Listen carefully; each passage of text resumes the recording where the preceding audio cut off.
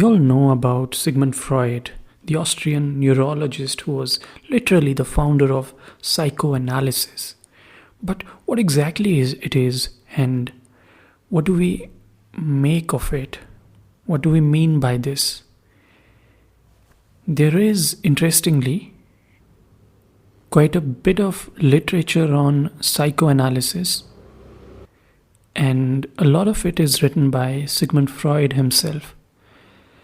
And there's a book called Introduction to Psychoanalysis written by Sigmund Freud. It's a collection of his lectures and writings around this subject. So that can be of really help. So I'm going to read from the introduction from one of these lectures, and I hope you'll learn something about psychoanalysis. So, let's start.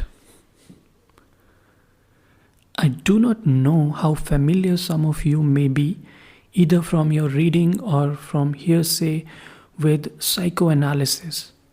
But in keeping with the title of these lectures, A General Introduction to Psychoanalysis, I am obliged to proceed as though you knew nothing about this subject and stood in the need of preliminary instruction. To be sure, this much I may presume that you do know, namely, that psychoanalysis is a method of treating nervous patients medically. And just at this point, I can give you an example to illustrate how the procedure in this field is precisely the reverse of that which is the rule in medicine. Usually, when we introduce a patient to a medical technique which is strange to him, we minimize its difficulties and give him confident promises concerning the result of the treatment. When, however, we undertake psychoanalytic treatment with a neurotic patient, we proceed differently. We hold before him the difficulties of the method, its length, the exertions, and the sacrifices which it will cost him. And as to the result, we tell him that we make no definite promises, that the result depends on his conduct, on his understanding, on his adaptability, on his perseverance. We have, of course, excellent motives for conduct, which seems so perverse and into which you will perhaps gain insight at a later point in these lectures.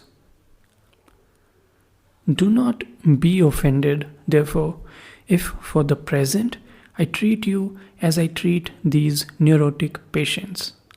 Frankly, I shall dissuade you from coming to hear me a second time. With this intention, I shall show what imperfections are necessarily involved in the teaching of psychoanalysis and what difficulties stand in the way of gaining a personal judgment. I shall show you how the whole trend of your previous training and all your accustomed mental habits must unavoidably have made you opponents of psychoanalysis, and how much you must overcome in yourselves in order to master this instinctive opposition. Of course, I cannot predict how much psychoanalytic understanding you will gain from my lectures, but I can promise this, that by listening to them, you will not learn how to undertake psychoanalytic treatment or how to carry one to completion. Furthermore, should I find anyone among you who does not feel satisfied with a cursory acquaintance with psychoanalysis, but who would like to enter into a more enduring relationship with it, I shall not only dissuade him, but I shall actually warn him against it. As things now stand, a person would, by such a choice of profession, ruin his every chance of success at a university.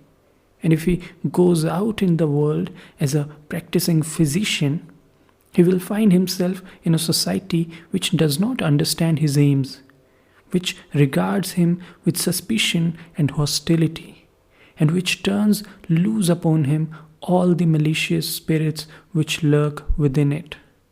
However, there are always enough individuals who are interested in anything which may be added to the sum total of knowledge despite such inconveniences. Should there be any of this type among you, and should they ignore my dissuasion and return to the next of these lectures, they will be welcome. But all of you have the right to know that these difficulties of psychoanalysis are to which I have alluded. First of all, we encounter the difficulties inherent in the teaching and exposition of psychoanalysis. In your medical instruction, you have been accustomed to visual demonstration. You see the anatomical specimen, the precipitate in the chemical reaction, the contraction of the muscle as the result of the stimulation of its nerves. Later, the patient is presented to you, to your senses, the symptoms of his malady, the product of the pathological processes. In many cases, even the cause of the disease is shown in isolated state. In the surgical department, you are made to witness the steps by which one brings relief to the patient and are permitted to attempt to practice them. Even in psychiatry, the demonstration affords you by the patient's changed facial play, his manner of speech, and his behavior, a wealth of observations which leave far-reaching impressions. Thus, the medical teacher preponderantly plays the role of a guide and instructor who accompanies you through a museum in which you contract an immediate relationship to the exhibits and in which you believe yourself to have been convinced through your observation of the existence of the new things you see. Unfortunately, everything is different in psychoanalysis. In psychoanalysis, nothing occurs but the interchange of words between the patient and the physician. The patient talks, tells of his past experiences and present impressions, complaints, confessions, his wishes, emotions. The physician listens, tries to direct the thought processes of the patient, reminds him of things, forces his attention into certain channels, gives him explanations, and observes the reactions of understanding or denial which he calls forth in the patient.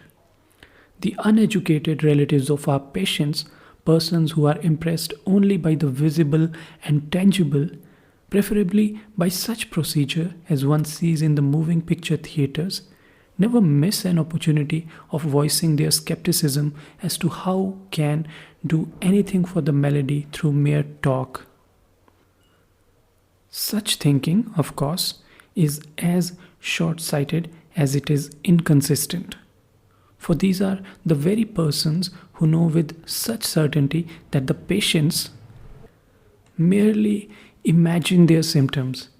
Words were originally magic, and the word retains much of its old magical power even today. With words, one man can make another blessed, or drive him to despair. By words, the teacher transfers his knowledge to the pupil. By words, the speaker sweeps his audience with him and determines its judgments and decisions. Words call forth effects and are the universal means of influencing human beings. Therefore, let us not underestimate the use of words in psychotherapy. And let us be satisfied if we may be auditors of the words which are exchanged between the analyst and his patient. But even that is impossible. The conversation of which the psychoanalytic treatment consists brooks no auditor. It cannot be demonstrated. One can, of course, present a neurasthenic or hysteric to the students in a psychiatric lecture. It tells of his complaints and symptoms, but of nothing else. The communications which are necessary for the analysis are made only under the conditions of a special affective relationship to the physician. The patient would become dumb as soon as he became aware of a single impartial witness. For these communications concern the most intimate part of his psychic life. Everything which, as a socially independent person, he must conceal from others. These communications deal with everything which, as a harmonious personality, he will not admit even to himself. You cannot, therefore, listen in on a psychoanalytic treatment. You can only hear of it. You will get to know psychoanalysis in the strictest sense of the word only by hearsay. Such instruction, even at second hand, will place you in quite an unusual position for forming a judgment.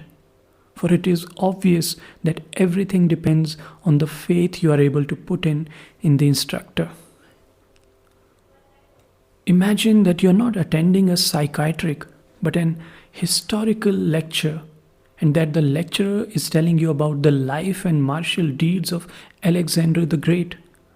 What would be your reasons for believing in the authenticity of his statements? At first sight, the condition of affairs seems even more unfavorable than in the case of psychoanalysis, for the history professor was as little a participant in Alexander's campaigns as you were. The psychoanalyst at least tells you of things in connection with which he himself has played some role. But then the question turns on this: what set of facts can the historian marshal in support of his position? He can refer you to the accounts of ancient authors who were either contemporaries themselves or who were at least closer to the events in question. Yet, strictly speaking, all these documents prove only that previous generations already believed in Alexander's existence and in the reality of his deeds, and your criticism might begin anew at this point. You will then find that not everything recounted of Alexander is credible or capable of proof in detail. Yet, even then I cannot believe that you will leave the lecture hall a disbeliever in the reality of Alexander the Great. Your decision will be determined chiefly by two considerations. Firstly, that the lecturer has no conceivable motive for presenting as truth something which he does not himself believe to be true. And secondly, that all available histories present the events in approximately the same manner. If you then proceed to the verification of the older sources, you will consider the same data, the possible motives of the writers, and the consistency of the various parts of the evidence. The result of the examination will surely be convincing in the case of Alexander. It will probably turn out differently when applied to individuals like Moses and Nimrod. But what doubts you might raise against the credibility of the psychoanalytic reporter, you will see plainly enough upon a lecture occasion.